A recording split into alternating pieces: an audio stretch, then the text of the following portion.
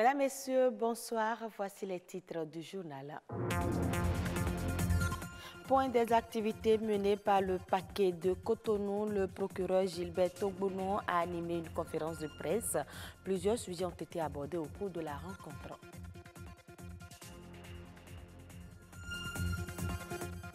Les femmes victimes de violences sont désormais mieux protégées. Le personnel des formations sanitaires a été formé à l'élaboration de nouveaux modèles de certificat médical conçus à cet effet. La soudure à l'arc, une technique courante qui intervient dans toutes sortes de constructions durables. Le métier nourrit son homme, nous dira le reporter.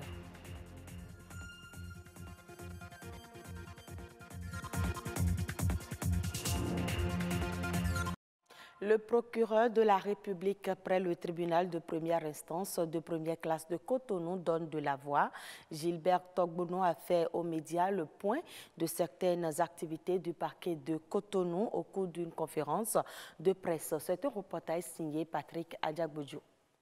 C'est une sortie médiatique qui tient lieu d'une mise en garde dans un premier temps à l'endroit des élus locaux et communaux de la ville de Cotonou. Le constat fait par nos soins est que les pratiques et actes administratifs ainsi que la gestion des collectivités sont empreints par endroits de légèreté et de graves dysfonctionnements.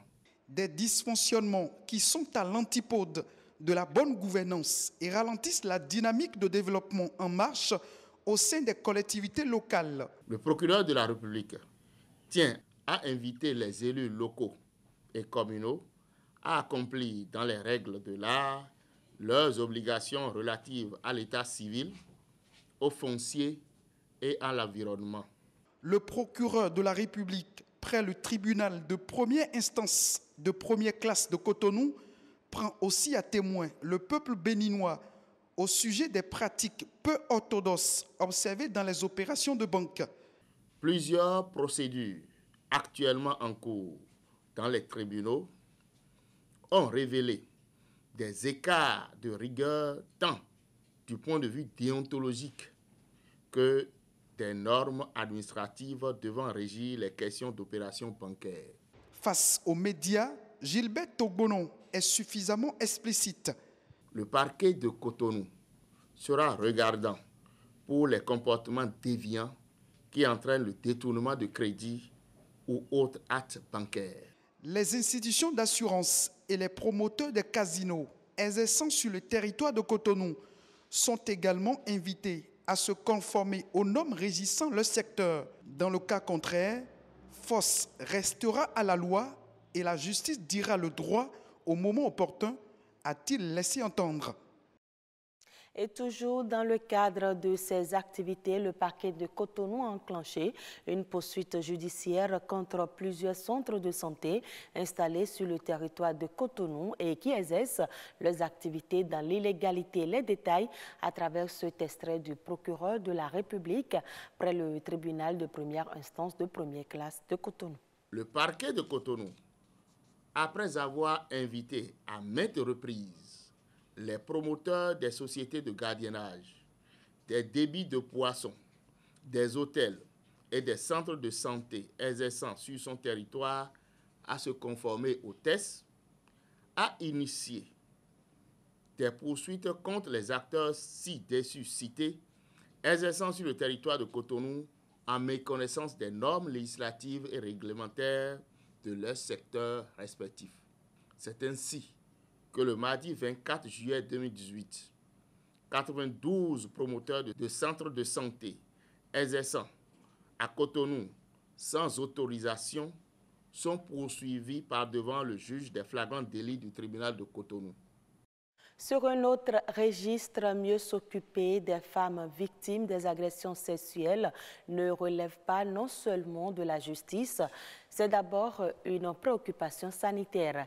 Les hommes de santé se font former pour bien prendre en charge les agressés sexuels. À cet effet, l'élaboration de nouveaux modèles de certificats et son remplissage a été la préoccupation majeure des médecins gynécologues. Suivez ce reportage de Gloria Oni pour plus de détails.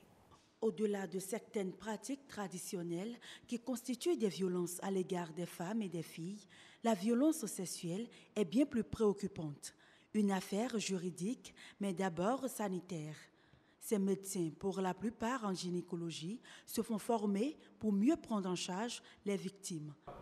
C'est la finalité de la prise en charge d'une victime dans un hôpital de référence, c'est le certificat médical. Et le certificat médical, c'est le résultat de l'accouchement, de la prise en charge d'une victime. Quand on a fini de prendre la victime en charge, la seule chose qu'elle récupère de l'hôpital comme gain, c'est un certificat médical de bonne qualité. Toute victime d'agression sexuelle peut détenir son certificat médical qui lui servira de preuve devant la juridiction compétente au moment opportun. Le certificat médical a un canevas approprié qui a été retenu et lorsque le canevas n'est pas rempli dans toutes ces lignes, il se posera forcément un problème parce que tous ces dossiers-là sont des dossiers de justice. Le but visé est d'exhorter chaque médecin gynécologue à remplir avec munitie le certificat médical des agressés sexuels. Non seulement ils seront capables de signer un certificat, mais ils vont faire un certificat médical qui ressemble à ce que le Bénin souhaite avoir, qui va permettre à la justice de faire un travail plus propre en faveur des victimes. Selon les statistiques publiées récemment par le Fonds des Nations Unies pour la population, une femme sur 3 est victime de violences physiques, affectives et verbales. La soudure à l'arc, un métier au cœur de toute construction durable, c'est une technique qui nécessite un savoir-faire. Ceux qui l'exercent arrivent à satisfaire les 5 besoins fondamentaux. Bernardin Soglono, Philippe Béanzin et Marcel Arossi nous amènent à la découverte de la soudure à l'arc. Mère de toutes les formes de soudure, la soudure à l'arc se base sur des outils bien définis. Nous avons d'abord à travailler avec la scie. Et quand vous avez la scie, quand vous n'avez pas le cadre de scie, vous ne pouvez pas découper. Pour la soudure, il vous faut une pousse à soudure. Il faut aussi la baguette. Nous avons des baguettes de 2,5, de 3, 15 et puis de 4.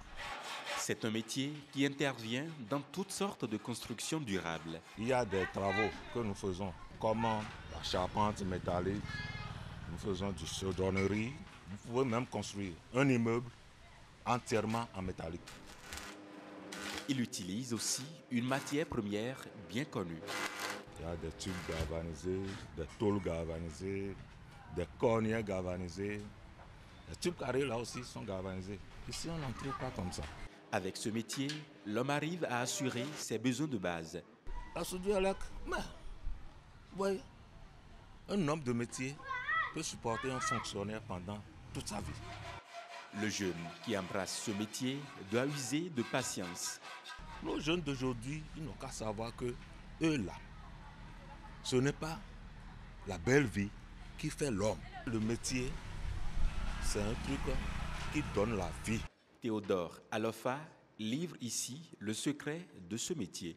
On vous demande quelque chose, essayez de faire ça en sorte que quand le client voit, il dit non. Celui-là, il m'aime, même si l'argent ne suffit pas. Faites-lui ça, vous serez fiers de vous-même. Il est alors à retenir que l'amour du travail bien fait est la clé qui ouvre la porte du succès dans tout domaine de la vie. Hors du Bénin, l'économie égyptienne pourrait atteindre une croissance de 5,2%. Le sondage s'est basé sur l'expertise d'une dizaine d'économistes. Ces experts saluent les progrès réalisés par le gouvernement qui ont permis de relancer une économie en berne depuis plusieurs années. Ils exhortent par ailleurs le gouvernement à poursuivre les réformes, mieux à les renforcer pour de meilleurs résultats. Quant à l'inflation, les experts tablent sur une baisse de son taux à 14,2% pour le nouvel exercice budgétaire et à 12,2% pour l'année fiscale 2019-2020. Rappelons que pays d'Afrique du Nord a entamé depuis 2016 une série de réformes économiques dans le cadre d'un accord de financement de 12 milliards de dollars signé avec le Fonds monétaire international.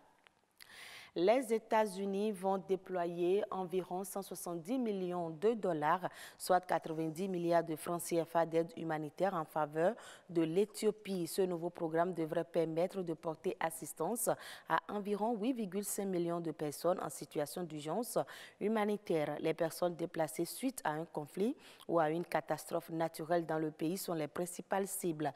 Des programmes d'assainissement et d'hygiène devraient également être mis en place pour traiter et stopper la propagation de cette maladie.